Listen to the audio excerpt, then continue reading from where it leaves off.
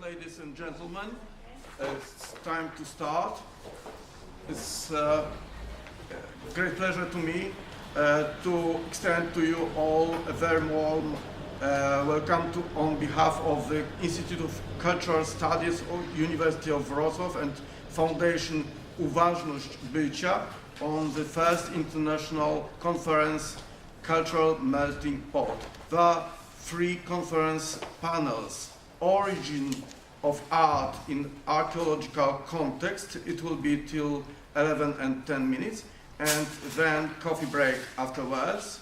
Then national minorities and ethnic groups, it will be till 5 minutes to 2 with a lunch break afterwards. But we have received the information that 3 of our speakers are not arriving. The time breaks may change. And the third panel, religious spiritual diversity, it will be till the evening, till the end of conference. All meals, including dinner, are served in this building, but downstairs in level -1.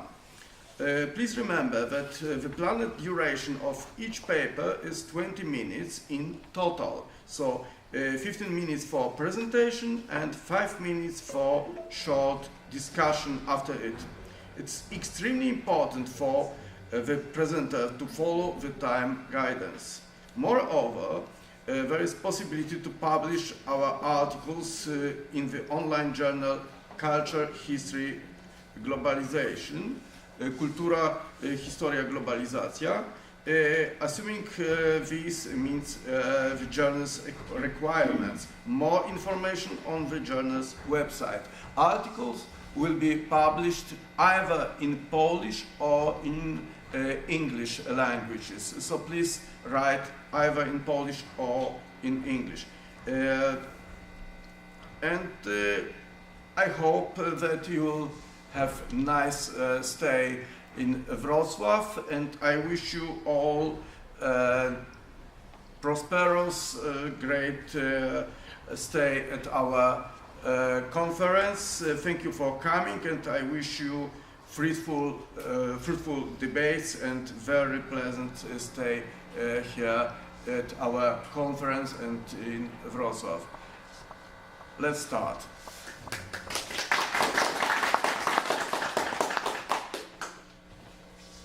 And the first speaker will be me.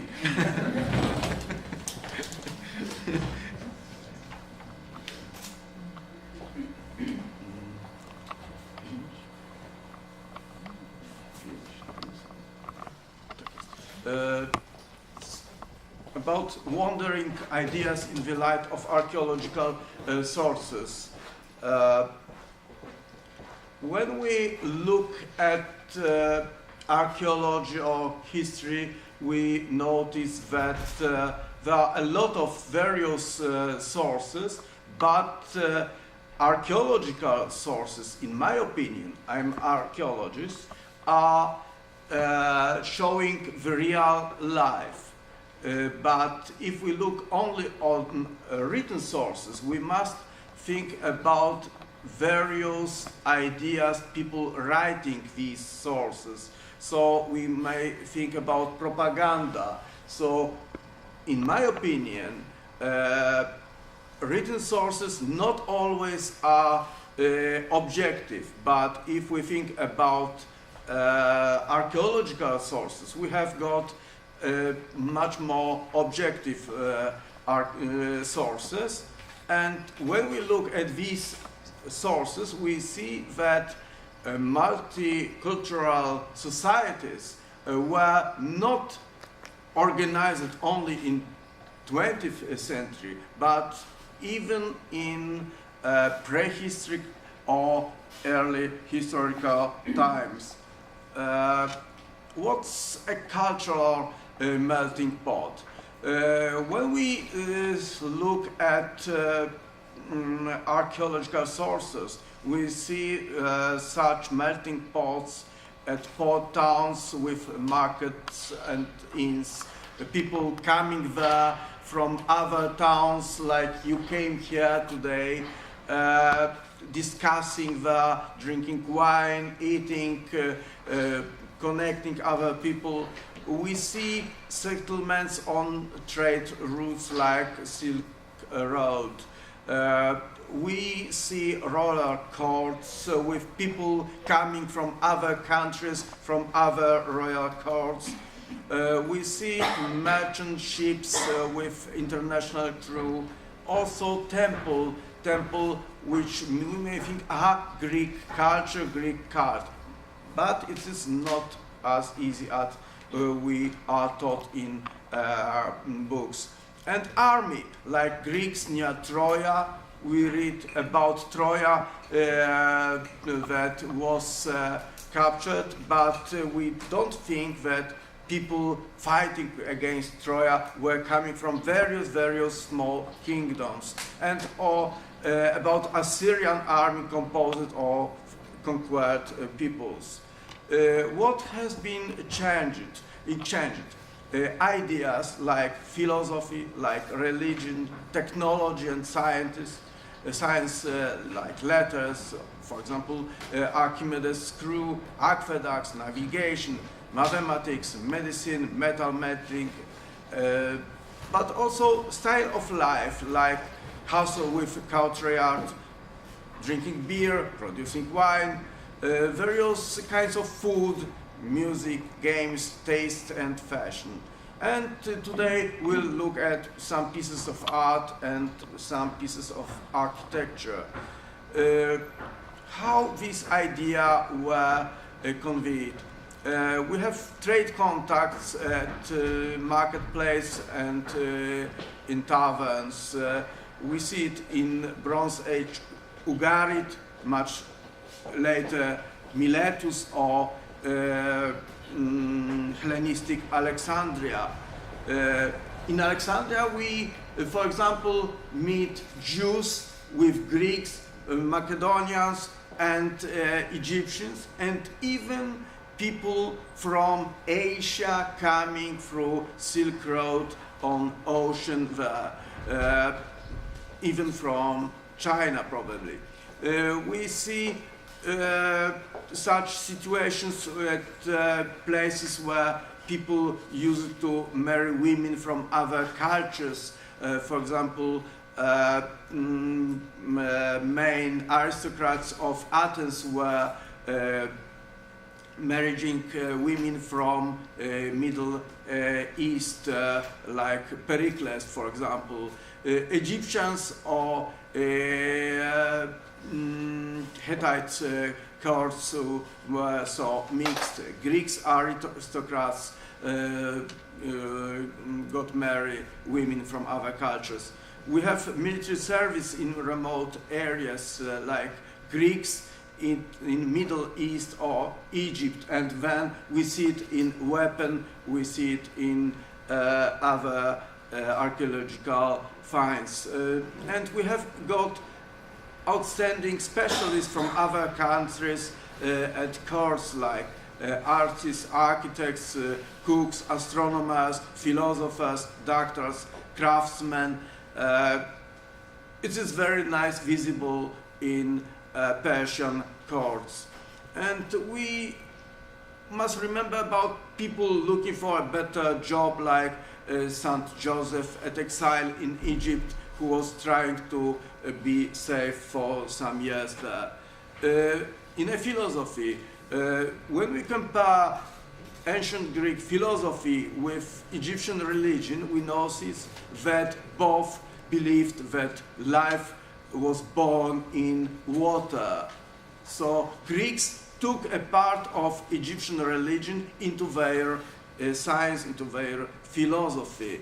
When we look at these two small charts, we see blue lines where lived Greeks during colonization, and we see a map of much earlier colonization of Hittite, and we see that Greeks were in places for example, before them were Hittites. What has happened later?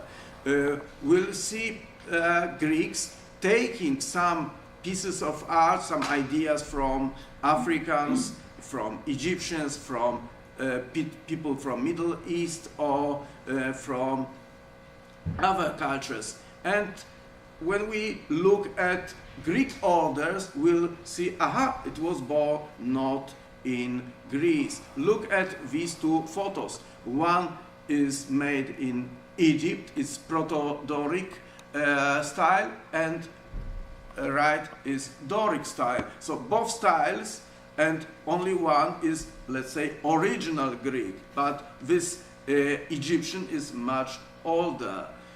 Similar situation, Hittite style columns and Greek, but Greek was in this style, Ionic style, born in Eastern Mediterranean, where I told you some minutes ago we had Hittites.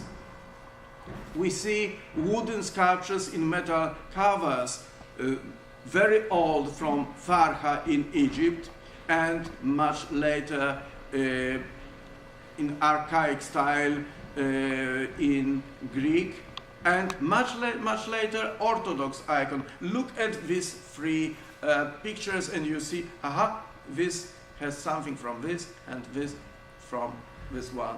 So we have got Egyptian and Greek.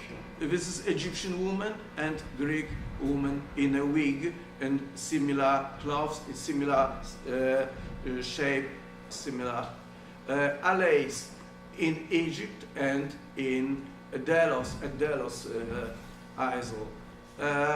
Greek pottery in orientalizing style, and look at the same or similar fantastic animals connected with religion, Egyptian religion, and similar in Greek art. So it is not only a piece of art, but it's a piece of religion.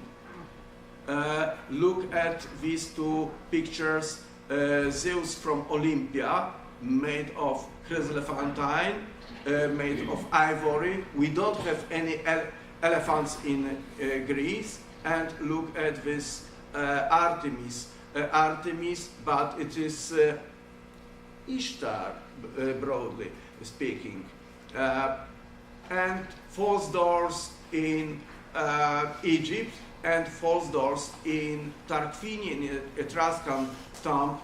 Both have false doors and guards near them. It is not coincidence, but some ideas were brought from Egypt. Look at these white women and brown men in both arts, Egyptian and much later in Tarquinia, in Etruscan. Men shown, officially shown in wide plains, or medical tools in both cultures, Roman and ancient Egyptian. We have pieces of idea, pieces of religion brought much later or farther. Or even style of life. Look at these houses.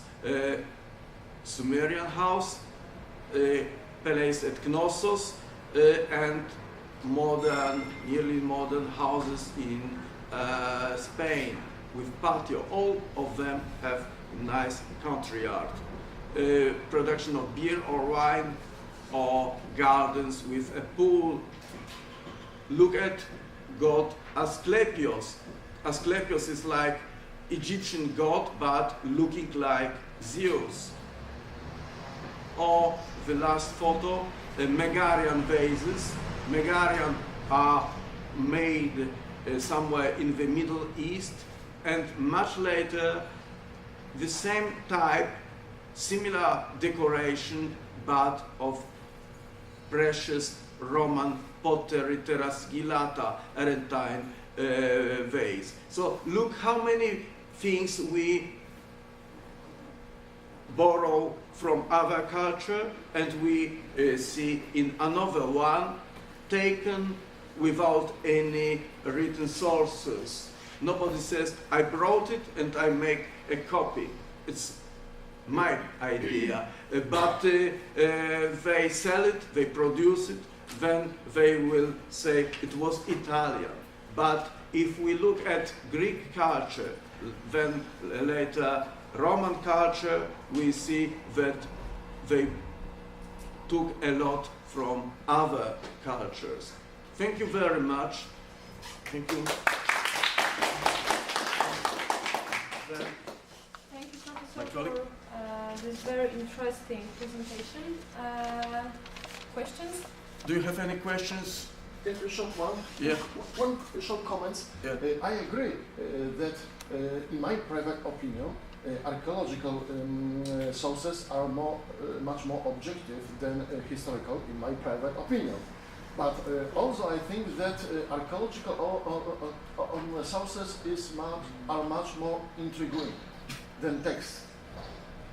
A piece of material object is really intriguing.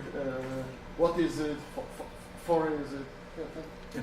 Although I must say that historians sometimes have something that we have no chance to see, but they have information about, for example, wool or food or smell or taste. I cannot find it. Thank you very much. Questions? I have one. Yeah. Professor, you showed us medical tools. Yes. Can you tell us something more about this? Because you didn't mention anything Yeah. about the tools. We have quite a lot of written sources to Egyptian medicine, and my colleagues read some text exactly about curing, about medicine, etc. And we noticed that when Roman kings came to Egypt, they didn't slaughter good medicines, doctors. They wanted to learn from them.